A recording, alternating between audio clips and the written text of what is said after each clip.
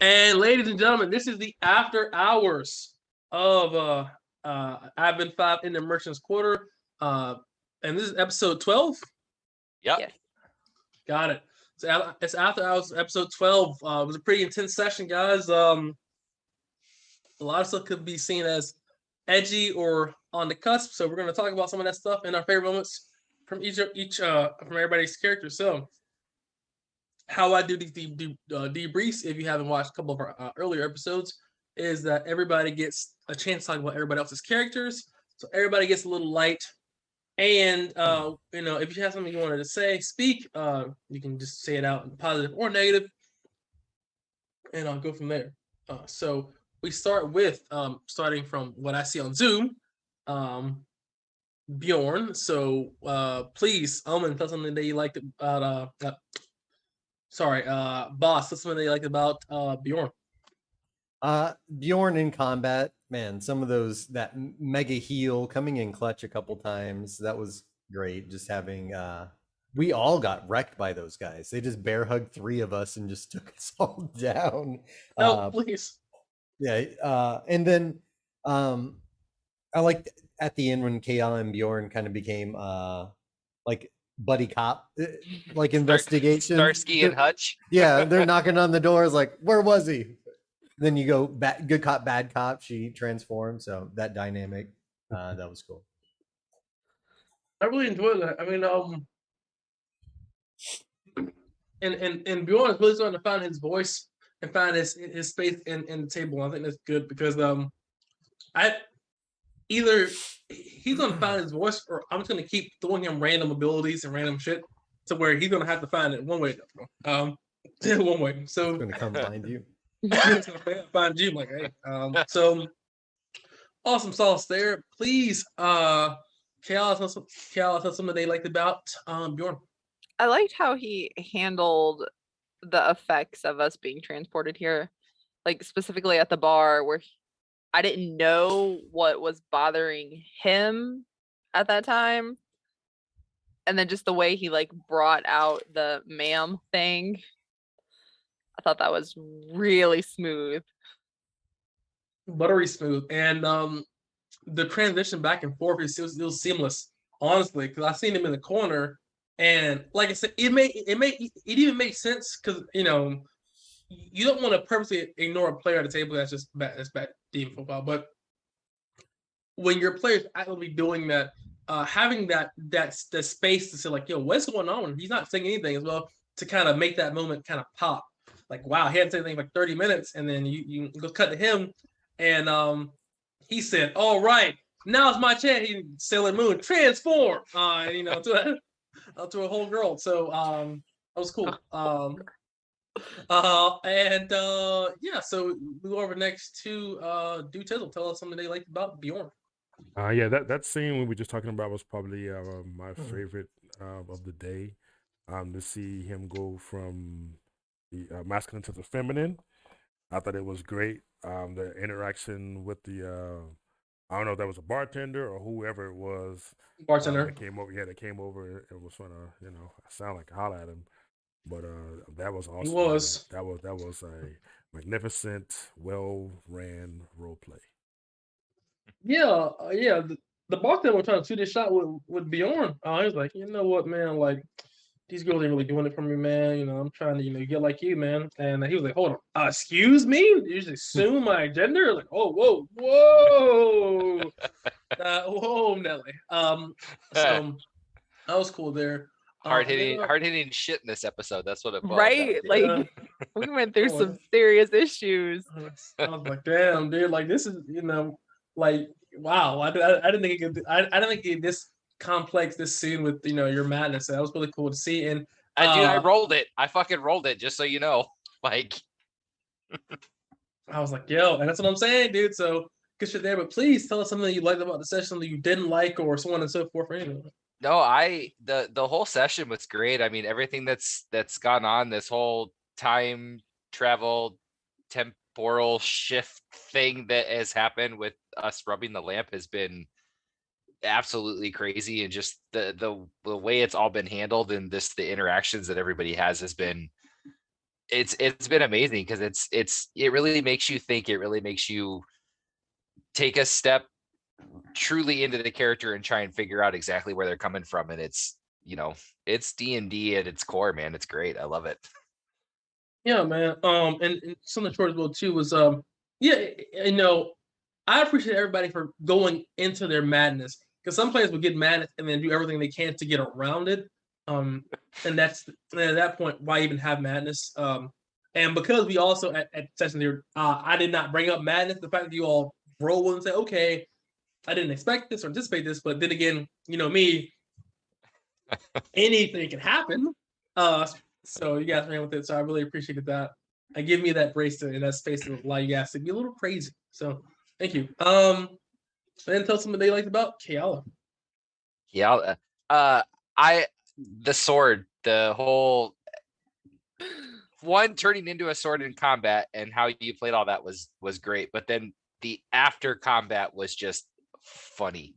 I mean, traveling, the image of a sword floating behind us, and then boss going, okay, we just got accosted. Like, I'm just going to stick you in my robe, and then you going with it and playing that. That was amazing role play. That was awesome. It was great for me, honestly, because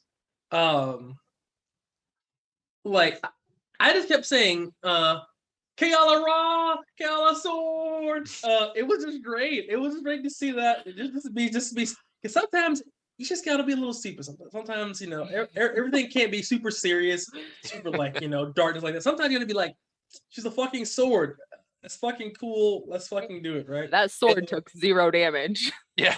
Yeah. And I legit the whole time with that too, when you kept saying you were laughing, was envisioning the sword from Roger Rabbit, that Sinatra sword, just like that was what I was envisioning the entire time.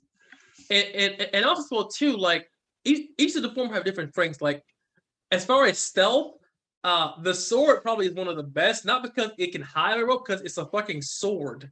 Like prop yourself up on the wall as like a decoration. Yeah, so you can just ultimately get like the most information, like go inside somebody's house, like I give you this fine weapon. And it's okay, cool, here's a sword, hang it up on your wall. It's like done, like some fucking 007 shit. It's great. It's great.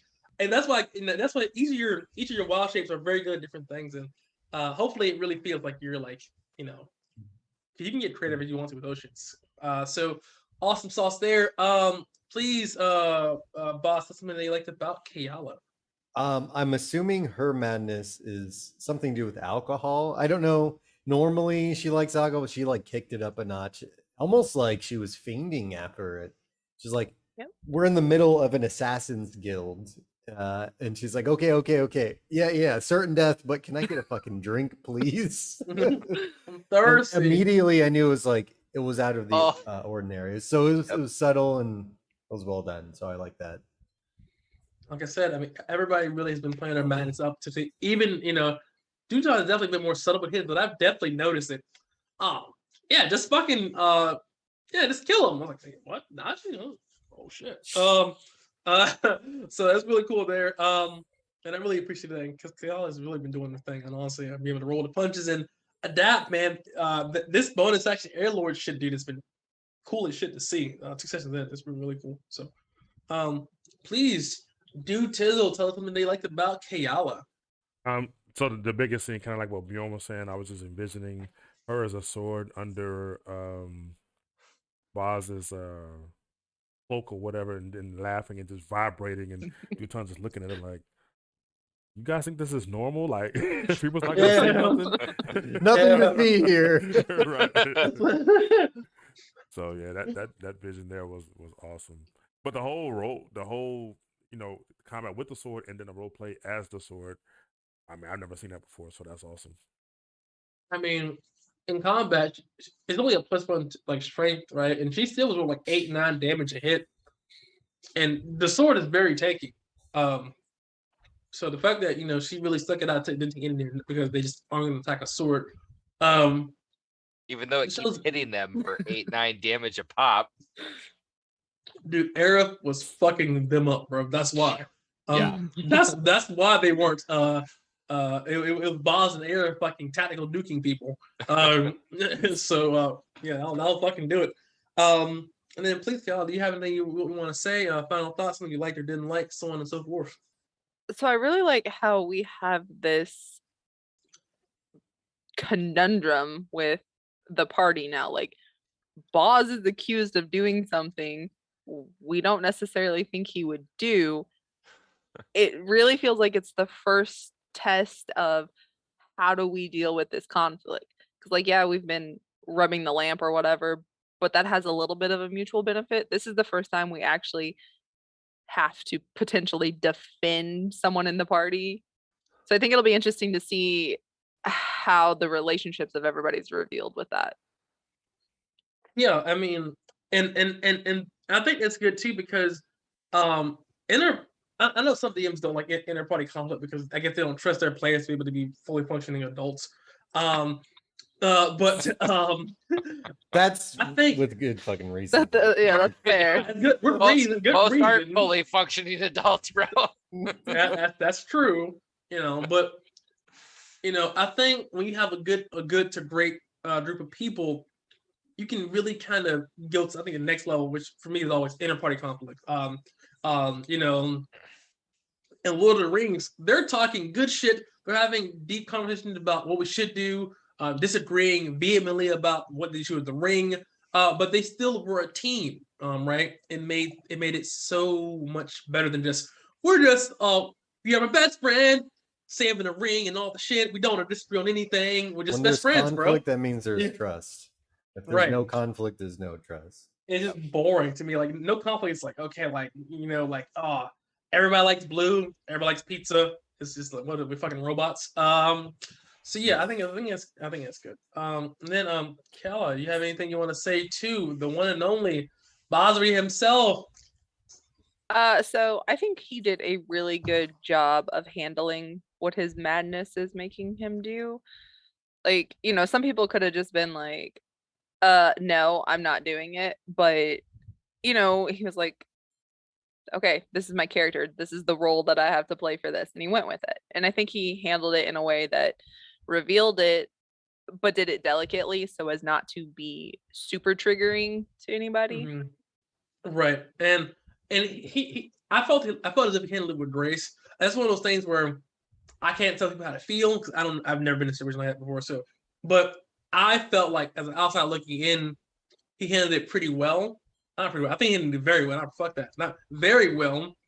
And goes to show you that some of the worst, like the true side of madness, like and you wouldn't be like, hold on, this is offensive. I can't do this mad shit. No, that's not how that works. If you're mad, you're mad. And I thought it was fully believable, and it makes sense. So I thought it was very well done, and it really set the scene for Boss in New Nuria, I guess. So it's cool there. Please do tell something that you liked about Boss City.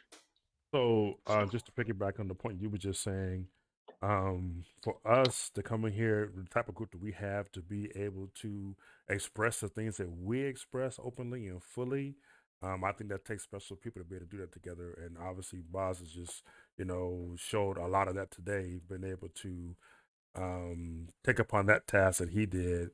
So I really like that moment. It's like almost like a movie cast moment. And then the other time when he went and found Najee and was kind of just hanging around with him to see, what he was kind of into. So yeah, definitely excellent role play. To me, it sticks in my mind like it's almost like a movie scene. That was really good. Yeah, man, because the whole titty bar scene was huge because like it would have been so PC. It would have been so PC to be like, yeah, no, you shouldn't see this. Like, bro, y'all have almost died several times. If this guy wants to see some boobs, like he might die tomorrow, bro. Like it's okay. Like what I'm saying, like that might not be the politically correct thing to say, but bro, like if you might die tomorrow, bro. Let little man see some fucking boobs. Yeah, Come on. yeah. Like, you know what I'm saying? Like, you can't tell me you've never seen like late Yeah. night Cinemax or something. dude, fucking 13, bro. No, not 13, like 12. Bro, them Girl Gone Walk commercial on Comedy Central at night. Oh, Bricked up, boys. Bricked up. Oh, holy. Yeah, I'm definitely Yes. older than that, but the Cinemax after 9:30 was, yep. That was it, boys. Listen, I'm not gonna say anything like listen. If you know, you know. That's all I'm gonna say. If you know, you you know, know. you know. Please, Bjorn, tell something that you liked about Basri. Yeah, I mean, I'm gonna piggyback off of it too, just because it was a very, that situation. You could tell you were figuring out how to separate your personal feelings from what your character would do in that situation, and dude, it showed. You played it amazingly, and it, you know, I mean, yes, it can trigger people, but the way you did it was tactful and graceful, just like everyone said. So, do props to that completely. The other part for me was just the way you handled the dropping in combat. Like, I know I kind of said something to you at the break about this, but I totally freaking miscalculated it from thinking through and what my character would have seen, what Bjorn would have seen through that combat, and healing up Duton was like, yeah, I'm gonna heal him, and then I can get you because I thought you were on the same and so, but there's just the grace and the poise that you have just through everything you do is always amazing to watch. I think that's a really good point because definitely I've seen players get roll really poorly on death saves and be like, "Oh God, what am I gonna do? Please, Mona, heal me, bro!" Like, You're you know gonna what I'm die. saying? Deal with it. You're gonna, The metagaming pigeon. Heal me. yeah, Yeah. heal me. You know, like, bro, like, like you can't be like heal me, you're down. So, Well, that's the whole point. If we're going to roll death saves, hidden. Whispered, yeah. Yeah. I think No, going forward, that's the way. Yeah, yeah. I agree. No, it shows poise in the pocket and being able to understand that you can make the 10th moment because, like I said, Naji not thinking that you were actually dead or trying to avenge you. Then he's the first time he looked, he thought you were actually dead, but at the side of his eye again, he looked again and seen you were breathing. Oh shit! Now I gotta save you. So, please tell something that you liked about I hear like a whistle. He needs to talk about the game I and heard it tell. too. Yeah. Basri. Doesn't really like the game yet. Sorry. It was good. I think yeah, everybody had something going on that contributed to the story in a really good way. Everyone had their moment, either in the combat or just kind of playing out their madness. I thought it was a really balanced session because we got, try to diffuse the first situation, almost like a puzzle, like a social interaction.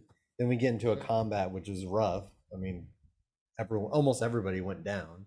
Then we get into this whatever happened here, it's bad. Right. It's only going to escalate. So it was a good time, and I'm worried because it's like the antithesis of who Boss is as a person. So Yeah, you rolled the total opposite of who you are. it's going to probably continue to escalate because it's not a very nice thing. And to be honest, with everybody's madness, the one that makes the most sense for people to actually try to figure out like something actually wrong with you is probably Boss. So I could see in the future Boss probably being cured or actually fixed first because his is the most blatantly obvious that this is not who he is. Yeah, I think that's what I was going to say. I think there has to be a realization. That's why I was asking you. Yeah, like and for this me, is not me. Like after it happens, it's like ultimate regret sets in. And that's why for me at least it like just because it's a flaw of yours doesn't mean that you don't like that that you have to like the or you don't feel remorse from a flaw that you have, right? So like me, I love sweets. Doesn't mean I don't like damn I shouldn't eat that fucking cupcake. Or like three so it's one of those things where you definitely have the space to do this well. I just don't want it to be where it just feels like it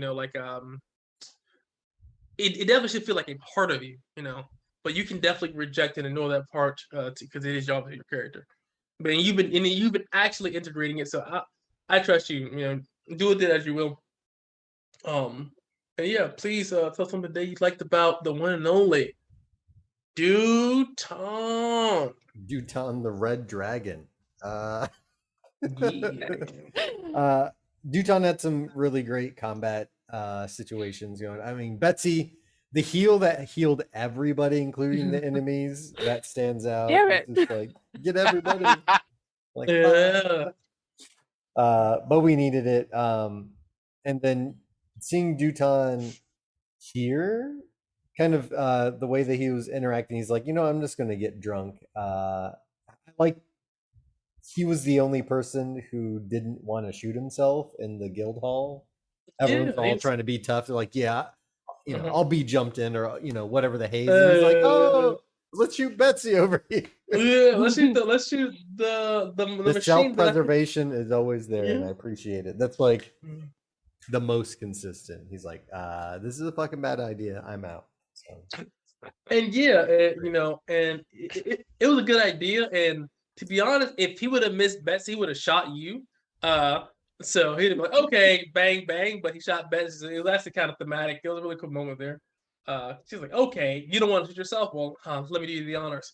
Bang, bang. But the dice told the story, and it was really good that way. Oh shit, I'm a smart man. So please, Bjorn, tell somebody that, Bjorn, tell something that you liked about Duton.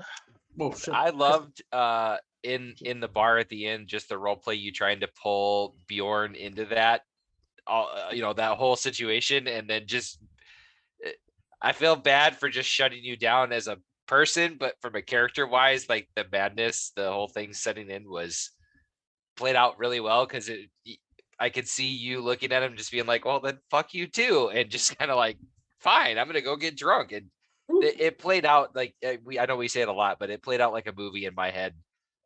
Just that whole scene with it. So, dude, props to you on your role play all the time because it's always amazing. You always come up with something that makes everybody at the table just bust up laughing. I agree, and it really showed just the poise, man. I mean, Duton is able to really kind of manage to make sure that all of our tech stuff is going smooth. Same with Bjorn as well, and still be able to contribute meaningful contributions to the role play and the story, and still be able to maintain the character. That's huge. That's not easy to do. So, definitely big ups there. And definitely the story, man. He definitely, Boss did miss to see like Trey Songz his girl away. So I was like, oh shit. Holy. Miss- as soon as Mr. it happened, Mr. as soon as Steal it Your happened, Girl. I was like, Yeah. all right, that's when the idea came up. I'm like, oh god, all right, I'm going with it. I'm like doing it. I'm doing it. And I thought it was believable. I thought it was impactful. I thought it was like, and that's the thing that I think should have been the first sign from people like players like, Boz doesn't try to steal nobody's girl like that. Boz. So I thought that was cool. That was really good. And then next, Cal, tell something that you liked about Duton. So I like it how every time we're at the bar, Duton goes for it. Every time. Most of the time he strikes out badly or somebody steals his girl or whatever. But like that whole situation, it's giving Kayala like this like sympathetic feel towards him. Like, he strikes out at the bar a lot. Sorry, Duton. But she tries to help him out, or like Oh no. he was homesick last time, so she was like, yeah, okay, I'll rub the lamp and get you back home or whatever. Right. He just has a way of manipulating everyone in the party, and it's interesting. Yeah, it's crazy because he has like some of the lowest charisma, but it goes to show like a highly intelligent person, like I said, a wizard against an like an ogre. Not saying y'all guys are dumb, just saying like smart people can also be charismatic and be able to use their wits to maneuver and get things done. And he seems to like the whole shoot Betsy not me thing. Uses wits. Yeah, that played out like a movie because the last shot was the shot and it hits. Yeah. You're like, okay. That was Oh, look cool. at oh, smart man. He's like, I seen it through the tinkering. I seen it through the rigging that it was gonna land there. Shoot. So I thought it was I thought it was cool there, man. And then please, Duton, take it away, man. Tell us your favorite part of the system you like or didn't like, so on and so forth. I will tell you, this session right here will probably have the most clips coming from it. Because Oh. we had some definite hilarious moments, a lot of them tonight.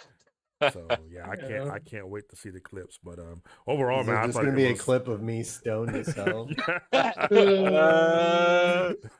If lost I it. have the fucking 1994 Star Trek fucking picture, then you can have the fucking stone picture. Fuck that, dude. Fuck that. We're all gonna have one. I got the 1994. Like I'm recording this shit literally like while making Fallout 2. Fuck that. Yeah.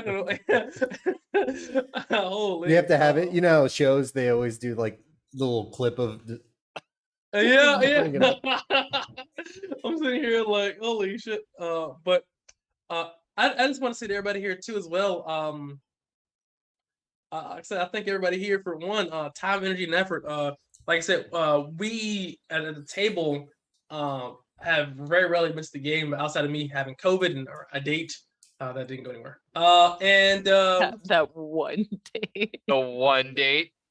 On You Friday, called yourself out, bro. You called yourself out. on Friday on those yeah. But anyway, it didn't go anywhere. So but yeah, so the fact that everybody else can because it's a Friday, man, you have to be doing anything, but you guys decided to spend your time with me, and I appreciate that. Viewers as well, anyone watching this super huge, especially consistently. Like I said, you know, it's easy to be like, date night, fuck D&D, or hey, I'm trying to watch the new Batman, or I'm trying to watch the new Spider-Man. So the fact that you guys can, say, okay, no, I gotta do this because I like to do, and dedicate that time consistently is important, and it gives me the energy and drive to keep doing this thing, rocking and rolling, and keep making new content, and keep doing pulling shit out of my ass and seeing what sticks, what doesn't stick. So I'm Giving us enjoying it. ridiculous character flaws. This is also very accurate. Being said, I also gave you a ridiculously powerful wish thing, which is also led to ridiculous bullshit as well too. So, Hey, I'll tell you, Yes. that amulet of Isis. I don't know if it's real or not, but that shit's fucking ridiculous with me at this point. Fucking 2d12 healing every 2d12 plus 4 healing every time I use it. Like, and that's but this is the thing though. This is what you gotta understand, right? We need it. One, Well, you need one it. of them. that's One. one. Those One. fucking dragonborn choke slamming us. Two, keep in mind that when you guys go down, I didn't have you roll them because you guys were literally just gonna go by sleep anyway. Whenever you go down, you take exhaustion, right? So it's not like Yep. normal games. So you can't just get healed for 4 and be okay. You gotta be healed enough to where you can actually survive the next round. So it Yeah. has to be a power because healing in 5e is terrible until like you get healed. Once you get healed and like mass heal and stuff like that, like then it becomes good. But that's such a high level that like that you're so used to just fucking the healing word choo-choo train that you'll see yeah. And they fuck with you with that healing shit too, because it's like half of them are 30 feet, or no, a quarter of them are 30 feet, a quarter are 60 feet. Then you have like 3 that are touch. Like, damn Yeah. it, the one that I have to get close to. Yeah. Yeah, and yeah, that's one of those things where it's like it's it's the thing where and that's why Isis is strong, but keeping you do have to be close, and Yeah. that's the one and you have to it's the one action. Like if you spend your action to walk up to somebody and touch them and heal them for 2d12, compared to the bonus action just a Yeah. 1d6, it should feel like this is a much stronger heal. If not, you would just use healing It's like word a anywhere. lay on hands. Yeah, right. it should be the big heal. No. No, it's it's- just, but dude, the shit that you come up with and put together, like, I know I would hope I can speak for everybody, but I know I fucking appreciate it because best D&D game I've ever been in. It's fun. Oh man, I appreciate that, man. I try and I try to give you guys new ideas and mix things up. I try to definitely not try to because it is a lot of traveling, obviously, and that can get dull here and there. So I do try to mix things up and try to give you guys some new things. I mean, for some reason, I'm not sure why it was just me. Where like the first bar you always go to is like a titty bar for some reason. I'm not sure that's like subconscious thing or something like that. it's like the Friday vibes running off of me. Like it's Friday. I'm like, okay. So I gotta, so I gotta look into that. I think because even in Memphard, Yes. Yeah, yeah. Because I think Okay, it's we went. I to think the it's just the spa, region. I No. think every bar is then- a ski bar.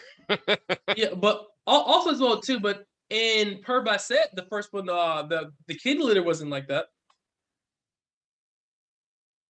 was it? Well, the Uh, barkeep went upstairs with his coins. There were still prostitutes. I mean, they're kind of all over but the like, place but regardless. that's in every. But I think that's in like every tavern though. Like that. Yeah, I Pretty think like much. Yeah. yeah, Well, like a big city. Yeah. no offense at this point, given the situation that's gone on, we're starting to slightly travel with one. Well, Love you, Kayala. well, Kiala's gonna be rich and all y'all want. But she's like, Yeah, I "Look, know. I was I'm like, not gonna do what I know what I you're talking about. I'm- She's got her own I'm money.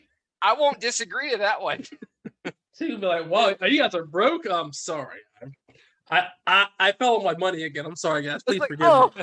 I thought I was hurt. That was just my money. Okay. This is my Drying my your buyer. tears with hundreds. It's like No, she's like, I'm like so the platinum sorry. coins stacked. Just Right. It's like, so I love it. And also with Arab building her harem. Yeah, that's what I'm saying. Like this is supposed to be like a more like neutrally merchant game, but it's evolved so much more past that at this point. Outside of boss, I would say y'all are either chaotic neutral to say the least, or like leaning evil. In my opinion, like everybody except boss. Like now Madness, yes, but that's not like the true him. Everybody except boss is like, and I would say even Bjorn. I think even your true neutral is leaning more chaotic, just because the environment that you're in. Having laws and rules sucks, and everybody just breaks them around. You're like, okay, everybody's having all this fun breaking all the laws. I want to break shit too. So I think even with you, you're leaning more chaotic neutral. I think it's fun. hey, And maybe world even around further. me is shaping my attitude, man. Yeah. Right. So I think that's huge. I think it's really big. And I don't know, man. I think everybody's been really doing good. And it's always good. Yeah, I mean, and do you guys feel? And I think we'll bounce, but after this, like, do you feel like it's like the sexual flair of the game could be too much? Do you guys feel like you guys don't mind, or do you guys think it's good?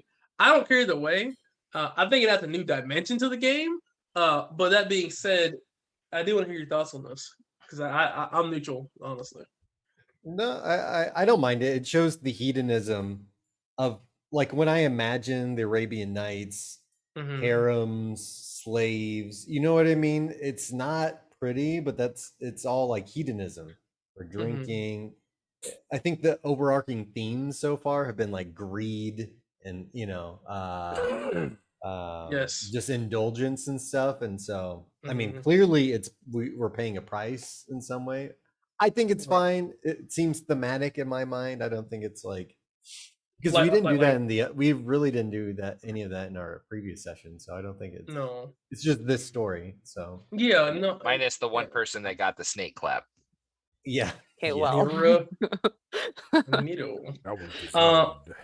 And how do you feel about it, Duton and Kiel? I asked you. How do you feel about it? Oh, I don't care. I mean, like Boz says, it's thematic. Like, if you think Yeah. about where D&D is set in time, it's very authentic to what would be happening anyway. Mhm. Plus, Yeah. no, I was just gonna say, it gives our characters a good place to grow from potentially. Mhm. Like, I mean, Boz, okay, he's probably gonna feel guilty about the madness affecting him now, and Yes. there's the potential for the growth, and it's authentic to the timeline, so I'm cool with it. Yeah, and for me at least, I think you can definitely. I think it's kind of this taboo thing because a lot of okay, you got to think about it, right? And this is my opinion on it. with a lot of the settings, it's in this traditional European kind of fantasy thing, whereas in places like in the more, I guess, Arabian inspired places, like sex was not as, I guess, shunned as it was in like European culture and stuff like that. I'm not saying that was everywhere, but it's definitely in the more traditional D&D fantasy, like save the woman from the dragon tower, save the virgin from, if you want to go real classic, save the virgin from the tower dragon, and hop on the back of the dragon, slay the dragon, and ride off to the fucking sunset. That's not the themes that are really dealt with in this kind of setting. So it No. Well, and I it's didn't want It's usually themes of like pride. It's, I mean, all those classic themes of like pride, Mhm. revenge, greed. What are the depths that a person will go to achieve the things that they want for whatever reason. Those are always the themes I that kind of permeate this Mhm. type of setting. Like Mhm. all those old sword and sandal movies, you know.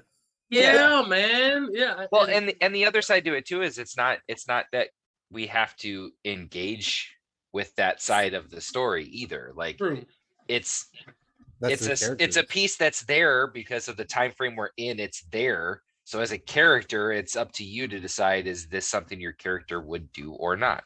Mhm. Correct. I mean, like I even wrote it into Kayala's backstory. Like she was designed to have Right. that mentality. And and I definitely want these things to kind of be there for you, to like, to be fruit that you can pick up and take if you want. And it does feel that way, but it's always good to be able, as a table to just say, okay, cool. Let's just reflect a little bit and say, like, is this cool to everybody? And Yeah, that's because fair. You It's never fair. know. 100% fair. Yeah. Some Yeah, people get, because because I didn't want, right, I wanted to push it, but I didn't want to go there. There's could have been Right. any depraved Any act, violent and right, depraved act. Could have been way right. worse than that. Yeah, and I don't I think mean, it's necessary to get the yeah, point I across. mean, yeah. The point, and I agree too, and that's why I think, like, could I have given that to anybody? No, I know, I would have had to be like, yeah, we were all bro, because because it would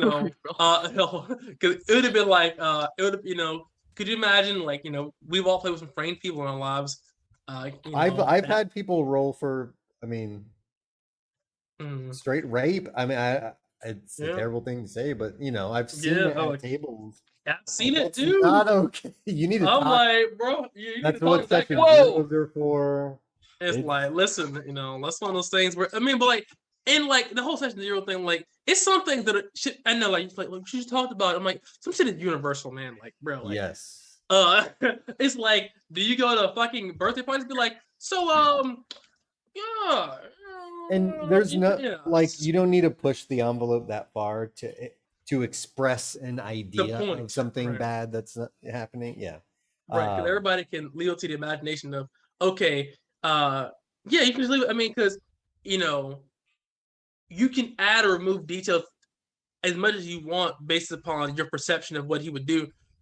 Example, obviously you hear and left, but that's what was told. But like I said, we paid the black, so it was at the holster, whatever.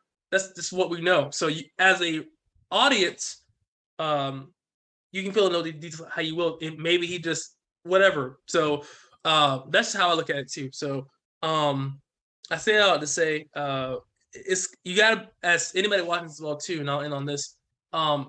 Having these debriefs really help me and my family, help me really grow as a DM as well too. I recommend them to anybody that is DMing, because feedback is important to anything that you want to get better at. So having to be able to talk to your players and being able to bounce ideas off is good. Especially when you're trying to run something as, because this campaign is edgy. It's not cookie cutter, and it's not safe. So eventually you if you're not, eventually you will fly too close to the sun. I just don't know where that line is. And we'll keep pushing until we find there. So that being said, guys, we love you. Peace, love, and chicken grease. And after hours,